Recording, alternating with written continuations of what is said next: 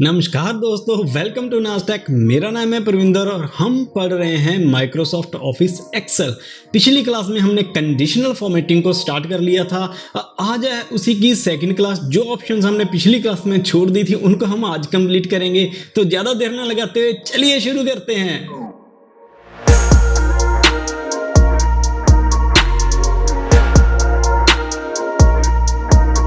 Alright दोस्तों, welcome back. हम पढ़ रहे हैं एक्सेल और आज का हमारा टॉपिक है कंडीशनल फॉर्मेटिंग पे। पिछली क्लास भी थी जो उसमें हमने कंडीशनल फॉर्मेटिंग को स्टार्ट किया था। अगर आपने वो क्लास नहीं देखी, ऊपर लिंक आ रही है, जाइए और देख लीजिए। आज हम उसी कंडीशनल फॉर्मेटिंग को आगे कंटिन्यू करेंगे, वो ऑप्शंस करेंगे जो हमने पिछली क्लास में छोड़ दी थी। तो आइए देखते हैं कैसे। ये मैंने वही वाला डेटा सेट ओपन कर रखा है जो हमने पिछली क्लास में यूज़ किया था। तो आज की हमारी ऑप्शंस करनी कौन कौन सी हमने हम करेंगे ये टॉप बॉटम रूल्स में से top 10%, bottom 10%, data bars, colour scales and icon sets.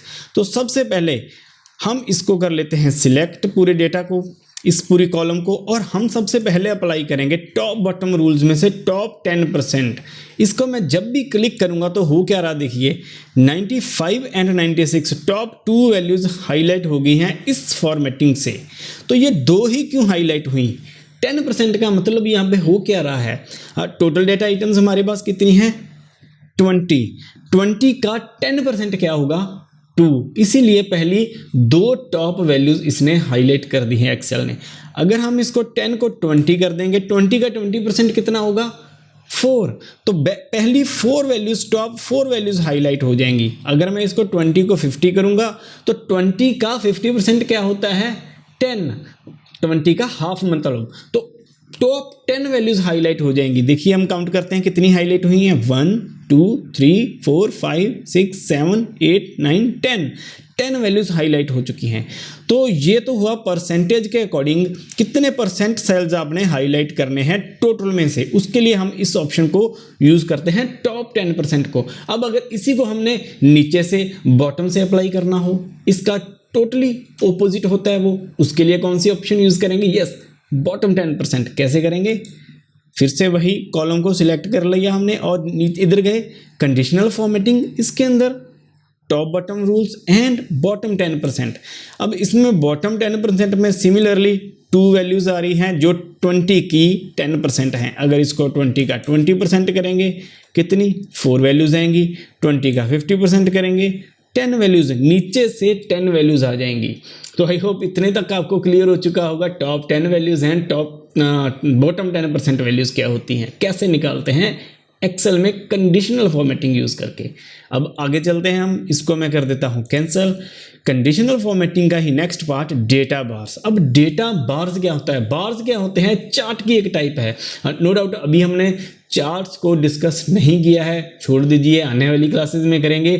Data bars क्या है? चार्ट क्या होता है? बेसिकली हम अलग से एक नया एलिमेंट इंसर्ट करते हैं अपने एक्सेल में, इस शीट में, जिसमें चार्ट बना हुआ होता है। लेकिन अगर हमारी रिक्वायरमेंट ऐसी हो कि हमने सेल के अंदर ही चार्ट बनाना हो, एक बार बनानी हो वैल्यू के अकॉर्डिंगली, जितनी ज़्यादा बड़ी वैल्यू उतनी बड़ी उसके अंदर चार्ट का बार बना हुआ हो, उसके लिए हम डेटा बार्स को यूज़ करते हैं। जैसे ये मैंने सिलेक्ट रखा है, डेटा बार में गई, दो तरह की है, solid and gradient. Solid basically क्या होता है? एक सिंगल कलर की बार बनेगी, ग्रेडियंट 2 कलर्स की बन जाएगी। एक साइड से डार्क कलर होगा, धीरे धीरे वो लाइट होता है, लास्ट में जाके वैनिश हो जाएगा।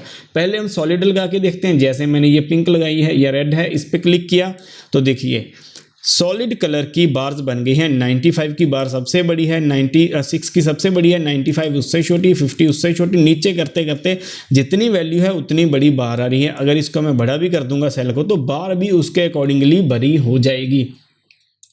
ये तो हुआ डेटा बार्स के बारे में, सॉलिड कलर्स की। अगर इसको मैंने ग्रेडियंट्स में यूज़ करना, दोबारा से सिलेक्ट कीजिए, डेटा बार्स में गए, यहाँ से कोई भी ग्रेडियंट सिलेक्ट कर लीजिए। जैसे ये सिलेक्ट किया मैंने, लेफ्ट से पर्पल है और राइट की जाता हुआ वो क्या हो रहा है? लाइट कलर में डिजॉल्व हो रहा है वाइट में। अब इसके अंदर इसको दोबारा से मैं क्लिक करूँगा, अगर यहाँ पे जाऊँगा डेटा बार्स में, मोर रूल्स में जाऊंगा तो यहाँ पर मैं अपनी मर्जी से बता सकता हूँ मुझे कौन सा कलर चाहिए। मुझे कौन सा कलर चाहिए? मैं मान लीजिए ये वाला मस्टर्ड कलर चाहता हूँ अपने डेटा बार्स पे। बॉर्डर मैंने उस पर कोई भी नहीं लगाना राउंड पे, और इसके ऊपर अगर बार करूँगा, ओके कर दूंगा इसको, तो देखिए उस कलर का हमारा डेटा बार बन चुका है। ये था सिंगल कलर। अगर मैंने इसको ग्रेडियंट में लेके जाना है डेटा बार को, फिर से इसमें गए, कंडीशनल, डेटा बार्स, मोर रूल्स, यहाँ पर सॉलिड फिल है, इसको मैं कर दूंगा ग्रेडियंट फिल। अब यहाँ से जाकर अगर मैं वही कलर दोबारा यूज़ करूँगा, देखिए इस तरह का डेटा बार बनेगा ग्रेडियंट वाला। ओके करूँगा तो वो देखिए ग्रेडियंट भी अप्लाई हो चुका है। तो ये तो था ऑल अबाउट डेटा बार्स। आप कैसे अपने एक्सेल के सेल के अंदर ही चार्ट बना सकते हैं, एक बार बना सकते हैं, जिससे आपको वो सेल देखते हुए ही दूर से ही पता चल जाएगा कि कौन से सेल में वैल्यू ज़्यादा है, कौन से में कम है। इसके लिए हम यूज़ करते हैं डेटा बार्स। डेटा बार के बाद हम नेक्स्ट ऑप्शन की ओर चलते हैं। ये कौन सी है? Colour scale. Colour scales basically हम कब यूज़ करते हैं? जब हमारे पास वैल्यूज़ मल्टीपल लेवल्स की हो। जैसे स्टूडेंट्स ने मार्क्स स्कोर किए हैं, टॉप भी हो सकते हैं, मिडल वाले भी हो सकते हैं, लोएस्ट मार्क्स भी हो सकते हैं। तो हमने ऐसी स्केल बनानी है कि आपके जो टॉपर हैं वो ग्रीन कलर से रिप्रेजेंट हों, जो मिडल वाले हैं वो येलो से, और जो बॉटम है, जो फेल हो चुके हैं मान लीजिए, वो रेड से शो हो। तो इसी तरह से अलग अलग जगह पे आप अपने कलर्स के स्केल से डिफाइन कर सकते हो। तो कैसे करेंगे? इसको सिलेक्ट किया मैंने, कलर स्केल में गए, यहाँ पर कुछ बने बनाए स्केल मिलते हैं हमें, जो भी चाहिए आप उस पर क्लिक कीजिए, वो वाला स्केल मिल जाएगा। जैसे मैंने देखिए, अब मैं डायरेक्टली लगा रहा हूँ तो वो ऊपर से मिक्स हो रहे हैं, मैंने पहले वाला क्लियर नहीं किया था, तो पहले मैं कर दूंगा क्लियर रूल्स इंटायर शीट से। अब दोबारा करते हैं कलर स्केल्स, ये वाले मैंने लगा दिए।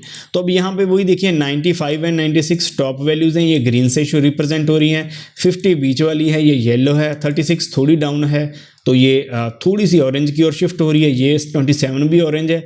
2 और 15 ये बॉटम वाली वैल्यूज़ हैं, ये रेड की ओर शिफ्ट हो रही हैं। तो कलर स्केल बेसिकली क्या कर रहा होता है, एक स्केल के ऊपर कलर्स डिफाइन किए जाते हैं डिफरेंट वैल्यूज़ के लिए, और उन कलर्स के अकॉर्डिंगली आपके डेटे को हाईलाइट कर दिया जाता है।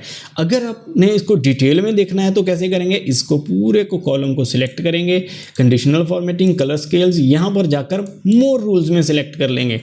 यहाँ पर हम करेंगे 3 कलर्स, मुझे 3 कलर स्केल चाहिए। पहला कलर मिनिमम मैंने रेड लेना है, जैसे यहाँ पर पहले ही चूज़ हुआ है। बीच वाला जो 50% पे आएगा उसको मैंने येलो लेना है, और टॉप को ग्रीन लेना है। ये एक स्केल बन चुका है। मिनिमम वैल्यू यहाँ पर रहेगी इसकी, टॉप वैल्यू जैसे हमारी मिनिमम 2 है वो यहाँ पर है, 96 टॉप है वो यहाँ पर है। बीच वाली बाकी सारी वैल्यू इस स्केल से उठाई जाएंगी, उनके कलर्स यहाँ से पिक करके आपके कलर को और सेल को फॉर्मेट कर दिया जाएगा। इस तरह से हम यूज़ कर सकते हैं कलर स्केल्स। अब इसको एक बार फिर से हम हटा देते हैं क्लियर रूल्स करके। अब लास्ट ऑप्शन की ओर चलते हैं, आइकन सेट्स। उसके अंदर क्या होता है, आइकन सेट्स में कुछ बने बनाए आइकन्स दिखते हैं जो आपके डिफरेंट वैल्यूज़ को रिप्रेजेंट करने के लिए बनाए जाते हैं। जैसे ये एरो वाले आइकन्स हैं, ऊपर वाला एरो टॉप वैल्यूज़, राइट वाला जो है ये येलो, ये मिडल वाली, और रेड नीचे वाली सबसे बॉटम वैल्यू। हम इसको सिलेक्ट करेंगे, देखिए क्या हो रहा है, 95 और 96 टॉप वैल्यूज़ हैं, 50, 36 ये सब बॉटम में आ रही हैं, ठीक है, मिडल में आ रही हैं। और ये 29, 27 ये सारी क्या है, 2 ये सारी बॉटम में आ रही है, इसलिए इनको रेड एरो से रिप्रेजेंट किया जा रहा है। अगर हम इसको भी अपनी ओर से कस्टमाइज़ करना चाहें तो कैसे करेंगे? आइकन सेट्स में गए, मोर रूल्स में गए, मैं बता सकता हूं कि जब वैल्यू मेरी 67%, यहाँ पर परसेंटेज बताई हुई है, अगर 67% से अबव है, टोटल का 67%, अगर 96 मैक्सिमम है, ये तो 100% मान लिया हमने टॉप को। अगर बीच वाली कोई भी वैल्यू उसकी कैलकुलेशन करेंगे 96 से, वो 67 से अबव है तो वो ग्रीन से रिप्रेजेंट हो, 33 से बड़ी है मतलब 67 से छोटी, यहाँ से लिख रखा हमने 67 से छोटी, एंड 33 से बड़ी है तो वो येलो से रिप्रेजेंट हो, और अगर 33% से डाउन है तो रेड से रिप्रेजेंट हो। इसको मैं अपनी मर्जी से भी चेंज कर सकता हूँ। ऊपर वाला आइकन मुझे ये वाला चाहिए, मान लीजिए ग्रीन, बीच वाला मुझे ये वाला येलो चाहिए, और रेड मुझे कौन सा चाहिए, ये वाला। इस तरह से मैंने 3 अलग अलग आइकन सेलेक्ट किए और ओके कर दिया। अब देख लीजिए टॉप वैल्यूज़ एरो से आ रही है, येलो वाली ये वाली आ रही है, और जो रेड थी वो ये वाली आ रही है। इस तरह से आप आइकन सेट्स को यूज़ करके भी अपने डेटे को कंडीशनली फॉर्मेट कर सकते हो। तो आई होप ये तो था कंडीशनल फॉर्मेटिंग के बारे में, आपको ये क्लास समझ आ चुकी होगी। अगर समझ आ चुकी है तो वीडियो को लाइक कर दीजिएगा और चैनल को सब्सक्राइब कर दीजिएगा। कमेंट करके अपनी सजेशन देना ना भूलिएगा, ताकि मैं आपके लिए और अच्छी सी वीडियोस लाता रहूं। और भी बहुत सारे कंटेंट आने वाला है, बस आप चैनल के साथ बने रहिएगा। Thank you.